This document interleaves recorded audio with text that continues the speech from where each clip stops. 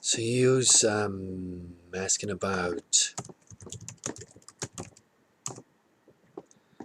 fear. Let's get it. There we go.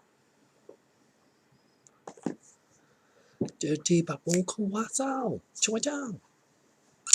Hi Ben. Today I'd had a bad wave of suffering. Somehow I saw your video. Somehow. Is that funny? Somehow. I think you could call this whole thing somehow. Somehow. Wow. And I laughed. I've been always so fearful, and I sense you are fearless. Is there a way to get rid of fear? Fear is context. I'm not fearless because there are things that I'm afraid of. And so when I'm not experiencing them, if I'm not happy, then something's insane about me. It could be so much worse than it actually is. This isn't a group project. It's more like a bunch of swinging piñatas.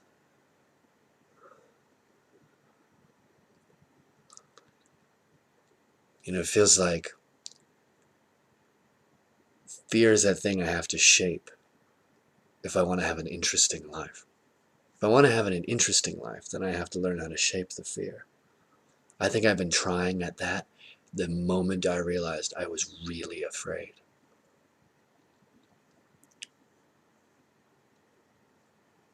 So I make myself, and have made myself, is really the only way I can talk about it. I'm sitting here at the edge of it.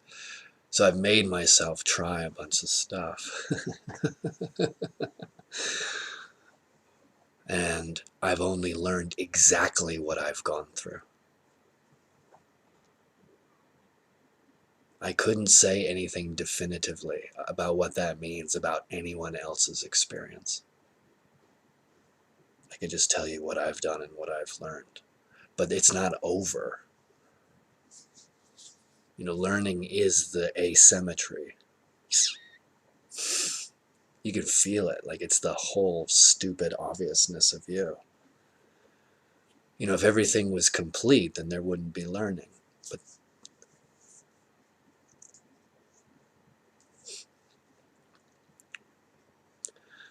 so the things I can say that help in dealing with fear are doing things that scare you.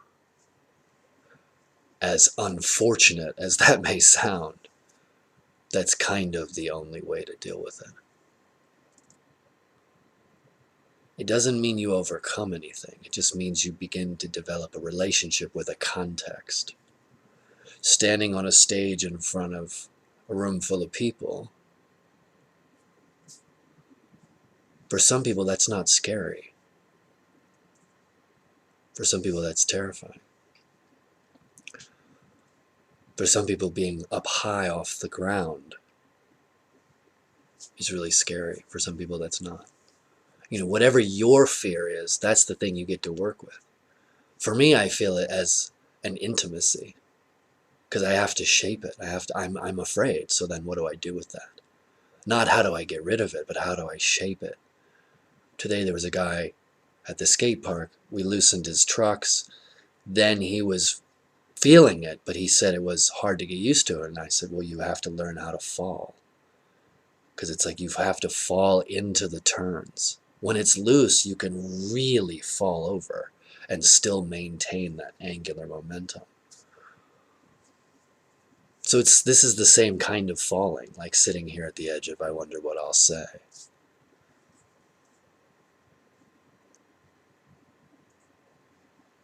So I guess I would say I don't try to get rid of it.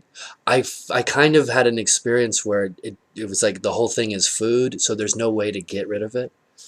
I lost the idea of fearlessness. It was like, oh, this is food. It's not gonna. Fear is kind of like the go juice, the stay alive juice.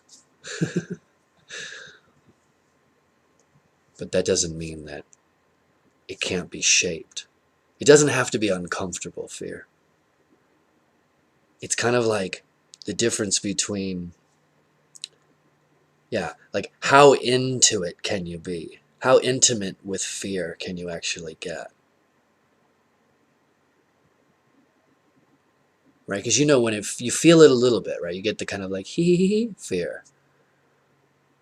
And then you get the like fear. And then, you have these varying degrees of like, oh my God.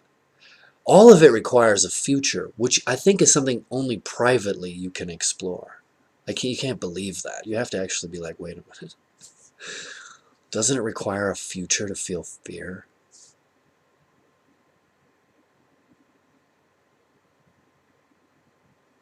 It's like there's a sort of unfortunately culturally programmed certainty about how it went and how it's going and how it's going to go and who's important and all of that.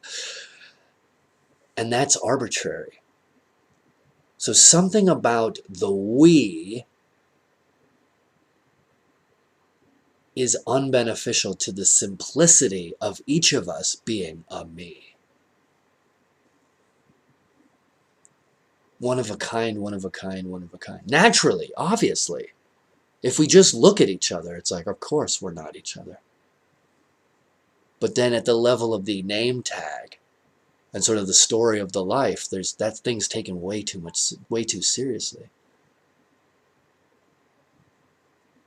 You know what I mean? Like, who cares what happened? It doesn't matter how long you've been afraid. That kind of thing.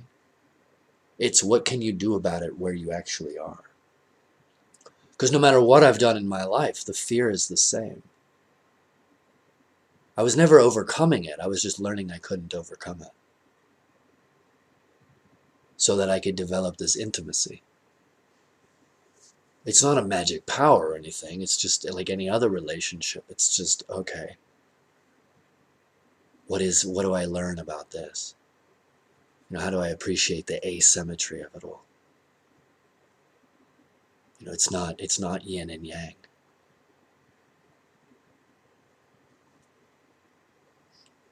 It's asymmetrical. So it's some other shape. Klein bottle, probably.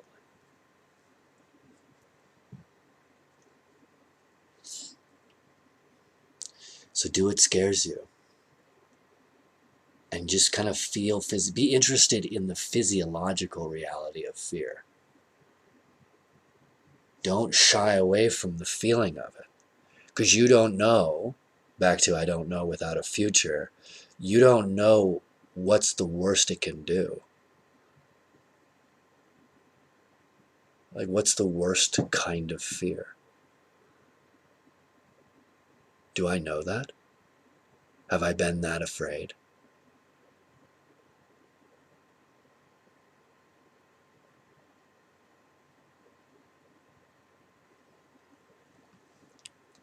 And how could it be the worst kind if so far so good?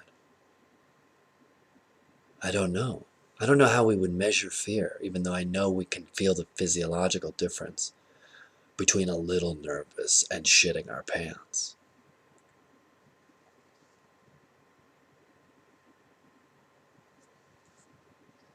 That's what's so cool about being alive, besides the fact that we can each be ourselves, and it's strange to be alive, that the things to work on are the same in that we can share our notes, but we can't do it for each other.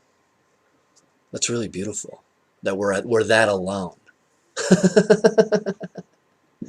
I'm that alone. The dead people are dead, and this is our shape. We're both constantly changing. You, me, and then you.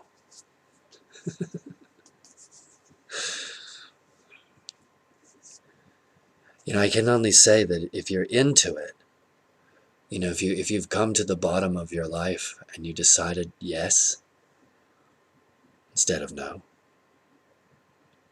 then it's obviously a shit show, but it doesn't necessarily have to smell bad. Whoa. You can be into it. It's fucking scary to be alive. No one's ever done it before.